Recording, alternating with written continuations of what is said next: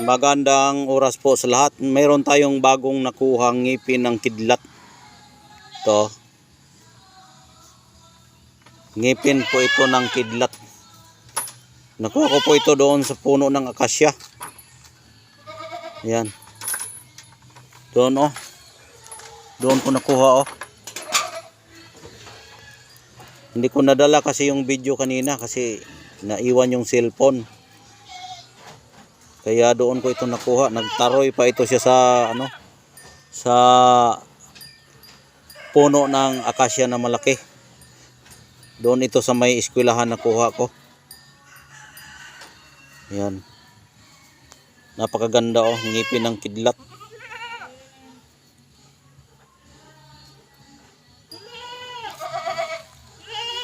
Napakaganda. Pangil ng kidlat. Yun oh, kita nyo yung malaking kahoy dyan oh. Dyan ko siya nakukuha. Ayan, nakukuha ko yan dyan, napakalaking kahoy. Kasi nangumpay ako dyan. Dyan ko nakukuha. Kanina lang na madaling araw. Dyan ko nakuha. Tapos, siguro ito yung matagal na itong natamaan. Natamaan yung puno ng akasya doon, matagal na. Hindi ko lang na malaya na may nakatama pala dyan na kidlat dyan sa puno ng akasya na yan. Matagal na kasi hindi naman umuulan dito at hindi rin kumikidlat-kidlat dahil nga tag-init na. Wala namang ulan, mga 1 week na. Siguro ito ay matagal na itong pumutok dyan nakatama sa puno ng akasya. Yun po yung akasya na napakalaki oh. Ayan. Yung akasya na yan. Doon pa talaga yun oh. Yun. O yun. Yung malaking akasya dyan. Dyan sa puno yan nakatama. Ayan. Ito. Hindi ko ito nabidyuhan kanina dahil nga nagdala ako ng kumpay ng aking mga alaga. Kaya iyan ang nakukuha ko. Kinuha ko na. Hindi ko na binidyuhan. Dito na lang natin bibidyuhan. Ayan. Ito po yung bato na naipit doon sa puno ng akasya na nabali na namatay na, matagal na. Siguro, analyze ko dyan noong 1 taon pa yan. Ngayon ko lang kasi nadiskubrihan yan dahil nga ay nangumpay ako. Bawal din po yan putulin kahit nga nabali pa yan. Bawal putulin dahil sa government yung puno ng akasya dahil sako pa yan sa paaralan. Sa eskwelahan yan na under yung kahoy na yan. Kaya bawal yan putulin. Kaya yung kanyang nahati na napakalaking hati doon sa gitna ay doon ko yan nakukuha yung ngipin ng kidlat. Bakit ko nasabi ng ngipin ng kidlat? Kahit hindi ko naman nakita na kidlat po yan. Dahil nga ito ay nag-ungot siya sa kahoy at bakit may kahoy naman doon at bakit may bato doon sa kahoy na katulad ng ganyan o nakaipit. Nakaganon doon sa kahoy o nakaganon. Ayan, nakaipit siya ganyan o. Kaya hinila ko yan, ganyan oh, bato yan, hinila ko, paghila ko, ito yung hitsura niya. Tapos yung kanyang pinagtaupan, ganyan ng kahoy, ganyan, nagtaop siya ganyan, nakataroy siya, nakaungot siya dyan.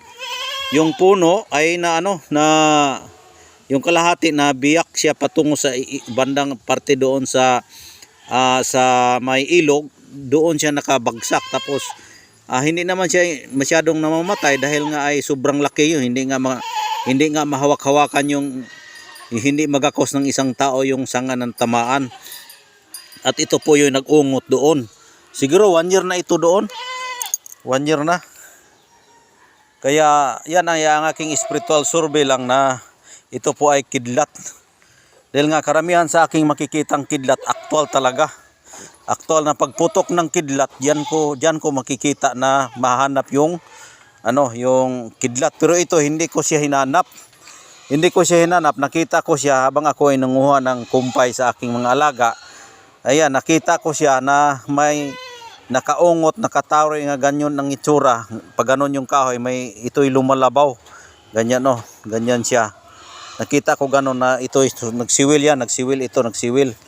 Yon, kaya ay kinuha ko, hinila ko, matagal pa yung paghila ko. Matagal pa, medyo nahirapan ako konti yung aking paghila dito. Kaya ginamitan ko pa ito ng itak bago ko siya nakuha dahil nga yung kanyang yung pagkatama niya ay mayroong meron ng balat ng akasya na nagkulipot nito, nagpapalibot ng akasya dito. Kaya yan ay ang aking masasabi sa estimate ko sa aking pagkuha nito ay isa po itong pangil ng kidlat. Yan po ay ang aking estimate sa pagbasa nito dahil wala namang ganitong klaseng bato na nakataroy dyan na medyo na biyak yung buong puno, nawasak yung buong puno. Pero kahit nawasak yung buong puno, nabuhay ulit yung kalahati. Yung kalahati nabuhay siya pero parang sandag-sandag na. Parang sandag-sandag na siya. Kaya hinila ko dahil nga iyan ay yung balat ba ng akasya tumubo balit, nagkapal ulit siya, nagkapal. Siguro kung ito'y namamalayan ko na natamaan niya ng kidlat, siguro ay hindi na maabutan sa pagbalik sa balat na tumutubo. Dahil nga ito'y naipit ng katawan ng kanyang tinatamaan at napupuno na napupunuan ng maraming balat ng kahoy. Kaya ginamitan ko yan ng kutsilyo dito o yung itak ko para ito'y mahila dahil nga tumutubo na po yung mga balat na sa kahoy na tamaan. Ayan po ang kasaysayan sa aking pagkuha sa araw po ngayon diyan sa may akasya. Yan po ang aking pagbasa na iyan po ay kidlat talaga na tunay dahil nga po mismo sa katawan ng akasya ay diyan po ito nakukuha at nagtaroy at ang kanyang pinagtataruyan na kanyang tinatamaan ng kidlat ay na talaga, nagiba talaga yung wasak yung puno. May namamatay na ibang parte sa akasya, may iba ring nabubuhay na bagong-bago pa lang. Hindi pa nakaabot 1 year. Ganyan. Pero ang pinagtataka ko dito dahil nga ito po ay nakataroy diyan at nawasak yung puno na pinagtataruyan at yung kanyang pinagtataruyan, yung katulad niyan na nagtubo po yung balat kaya nagkapal siya, kaya naipit siya na medyo matagalan kung pagkuha. Yan ay ibig sabihin nabubuhay po yung natatamaan ng kidlat. Di ibig sabihin yan ay matagal na po yan na natatamaan na siguro estimate ko mga 1 year na dahil nga may tubo na. Maganda sana yung aktual na nakikita natin diyan na pagputok sa kidlat natamaan yung puno, pagtamas puno, puntahan natin, makita natin yan. Ito, makita natin. Yun ay sana ay tunay na makasabi ako tunay siya na kidlat. Pero ito ay nakita ko lang sa aking pagkuha ng kumpay diyan ng mga pagkain ng aking alaga. Pagkuha ko, ang nangyari po, ito po ay nakita ko bigla na nagpaganon siya.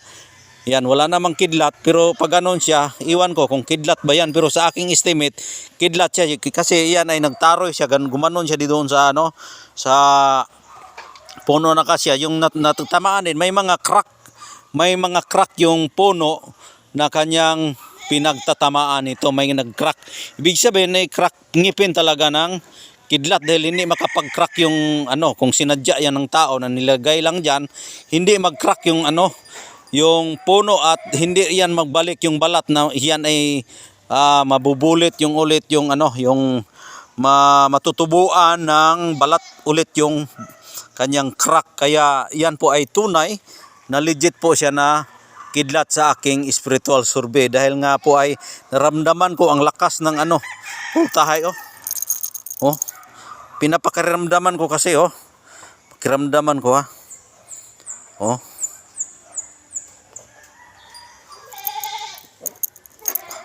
yan, malakas to bultahe niya, kurente talaga, kaya napakalakas. Kaya yun lang po ang aking masasabi. Yan po ang itsura at kabuuan ng itsura. Ayan po yung kidlat na ating nakukuha. Yan hindi naman siya gawa ng tao, yan ay ngipin talaga siya. Dahil malalaman mo yung mga gawa-gawa ng kidlat dahil nga nagdaan yan sa grinder, pero ito hindi. Dahil tunay siya. Yan pa nga yung mga dinaanan ng yan. Yung balat ng na akasya na nakapagtaroy sa kanya. Yan, nakatama sa puno ng akasya. Ayun lang po, intindihin nyo na yung sinasabi ko dahil alam kong madali kayong makaintindi dahil matalino kayo. Kaya doon na lang at magtanong kayo kung gusto ba ninyo ito. May number naman ako diyang iniwan sa aking title. Ang aking Facebook account, Commander Bugtungan. Madali lang akong mahanap. Ayan, kung kursunada nyo, may number ako dyan. Kontakin nyo ako at usap tayo para magkakaroon kayo ng mga ganitong klaseng mga agimat at mga mutya. Ayan lang po at maraming salamat. God bless po sa inyong lahat.